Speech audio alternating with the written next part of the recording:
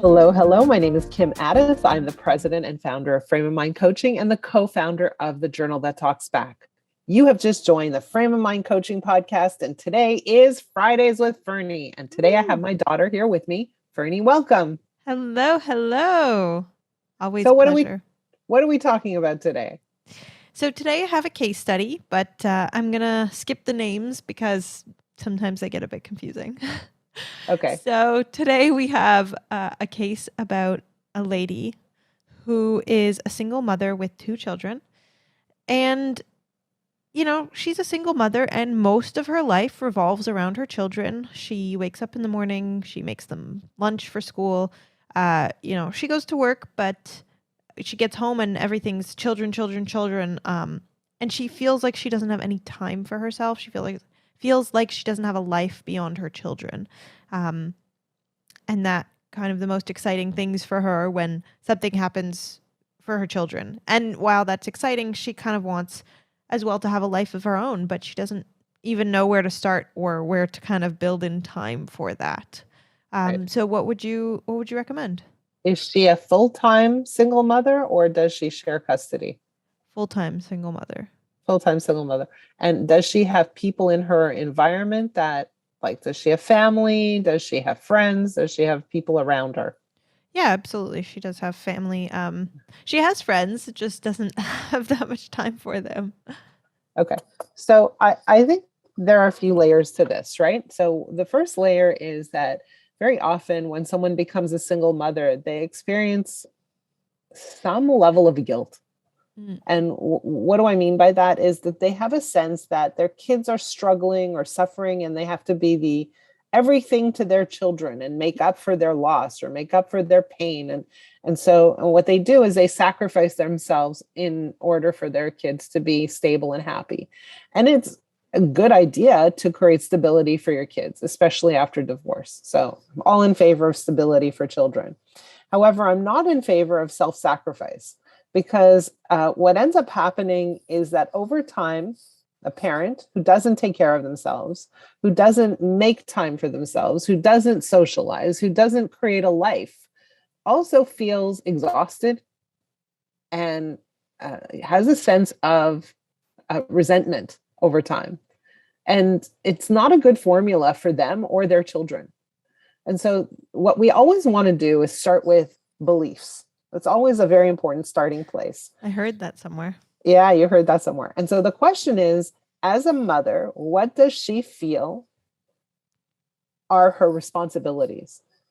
And you will probably find that one of the responsibilities that she is not taking on is responsibility for her own happiness.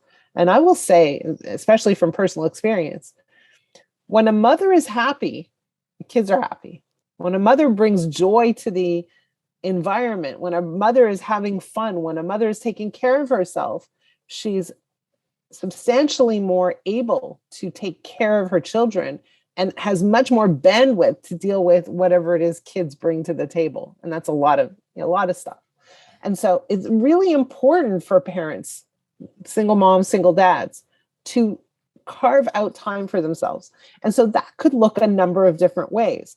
A lot of times parents have the belief that their time with their kids cannot be split or it cannot be blended with other people or other experiences, other social environments.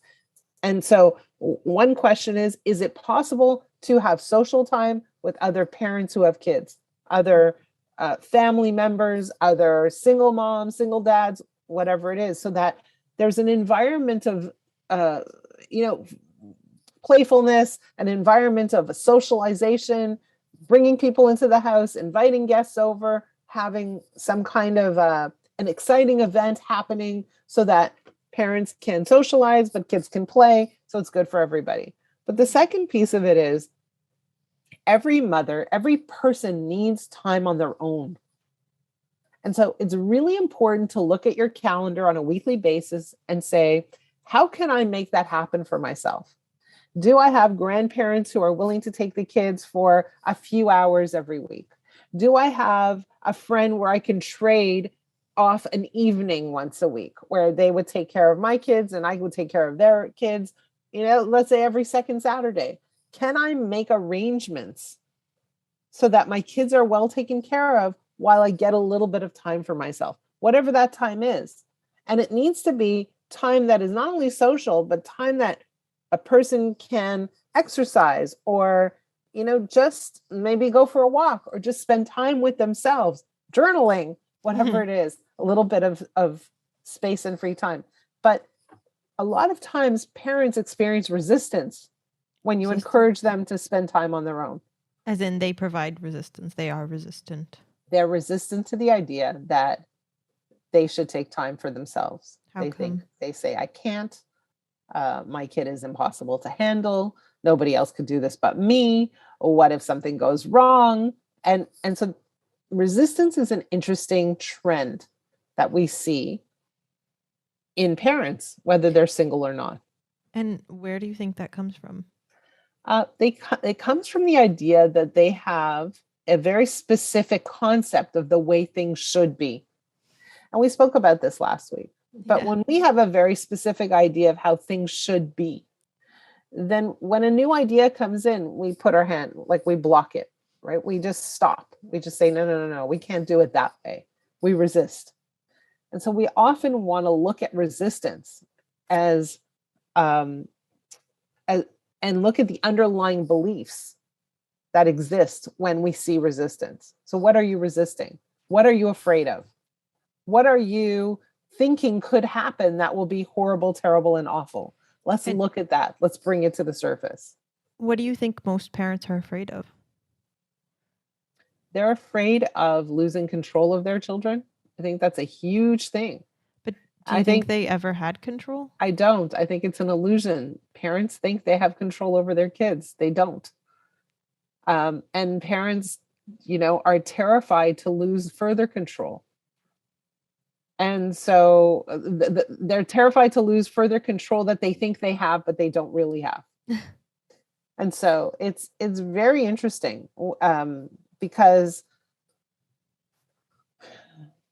when you see parents who are split up, a lot of fears come into the picture. They have financial fears. They have, their children are moving away from them. They're not spending as much time with them when they're split custody or whatever it is. And you get very scared. All of your fears come to the surface. And a lot of those fears are insecurities. A lot of those fears come from not knowing what's next or not knowing if you have the ability or capacity to handle a new status or a new way of life or a new financial reality, whatever it is. We get scared. And when our actions are driven from fear, they're never good. The outcome cannot be good. And so when we look at our children and we look at spending every single minute we have with them, ask yourself, is that actually really good for me? Is it good for them? If it's not good for me, it's definitely not good for them. But imagine if it was good for me. Is it actually good for them to spend every waking moment with their mom? Maybe not. Maybe not. And so what would be the first step in eliminating that fear?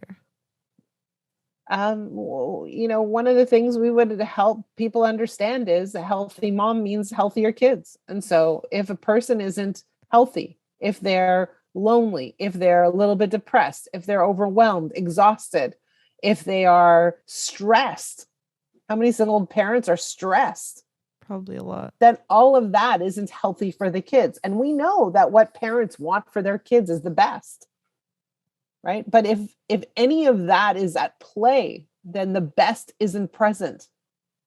And so what we want to do is we want to help align a parent's actions with their intentions for their children. You want what's best for your kids? Okay, let's really define that. Is a stressed mom, a stressed, exhausted, lonely mom the best thing for your kids?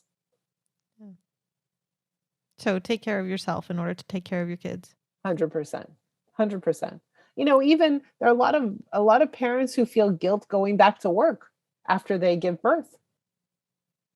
Right? And I understand that. But the question is, are you going to be a happy person staying at home? Some people are perfectly happy. If they are, wonderful. But if you're not going to be happy staying at home, if you're going to be feeling like you're not living your life and contributing to society and engaging, then staying at home isn't an ideal situation for anyone. Yeah, absolutely. It's a tough one for sure.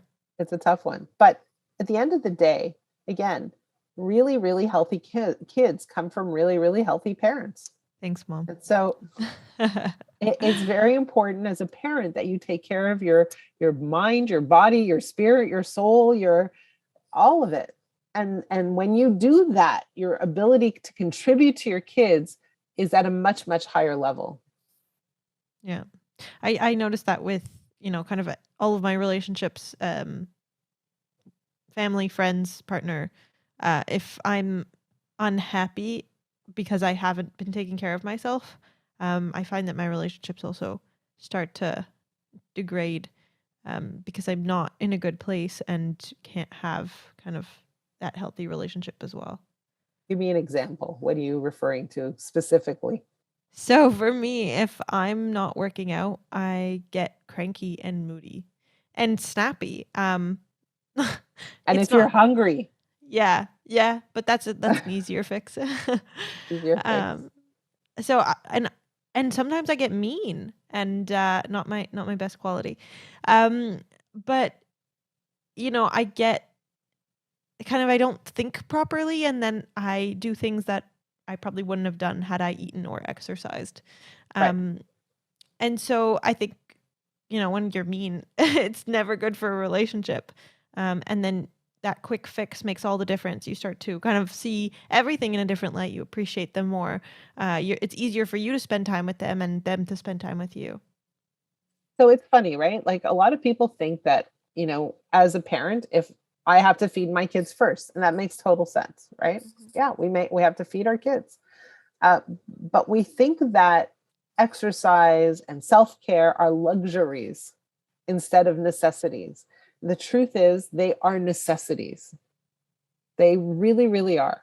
And Yeah. and I'm not talking about, oh, you need to go to the spa and get pampered on a regular basis. I'm just saying every single day you need to carve out some time to take care of your health, your mental state, your emotional state. You need to do that every single day. Yeah. It's really important. It's also your life. You're responsible for your life. You need to make sure you're in a good place every single day. Absolutely. Like that's actually your most important job. And if you think about, everybody wants to live this amazing life, and they think that this amazing life is a function of the money they make or the job they have or the status they have or even their relationship. And all of that is secondary. It's not as important as their emotional state. And that's the one thing that we have control over. We don't always have control over how our boss will behave in the work environment or how or our relationship status. We don't always have control over all of that, but we do have control over the way we think and the way we feel. And most of us don't take control over it. And really, the quality of our life is dramatically increased when our state is better for more of the time. We don't think about it that way. Absolutely. And Right? it definitely doesn't only apply to single mothers, it applies to everyone. 100%. And for me, from a coaching standpoint, what do I want to do with my clients is I want to teach them that the quality of their lives is 100% dependent on how they think and how they feel. And that is something they have control over. They don't realize they have control over it. They don't know how to take control over it, but they have control over it. And so the minute you realize I have control over these things and I can significantly increase the quality of my life, it's mind blowing. It's amazing to learn. And that goes for single mothers too, for everyone. Absolutely. Yeah. I think that's great advice. And thank you. Thank you for asking the question. I'm interested in the way that our conversations are flowing these days. It's a lot of fun. I'm enjoying it a lot. For those of you who are listening, I hope you're taking care of yourselves. I hope you know that your single greatest strength or your single greatest area of control is to take care of the way you think and the way you feel. But I'd love to hear from you. Send us some comments, send us some feedback. And if you have a subject you'd like us to discuss on the podcast, reach out to us. My email address is kim@frameofmindcoaching.com. Ferne, how do people reach out to you? Please email me. So my email is Ferne Kotlyar, that's FerneKotlyr @live.com. Thank you guys for tuning in. Please like, please share, please reach out, and we will see you next week. Have a great week. Bye.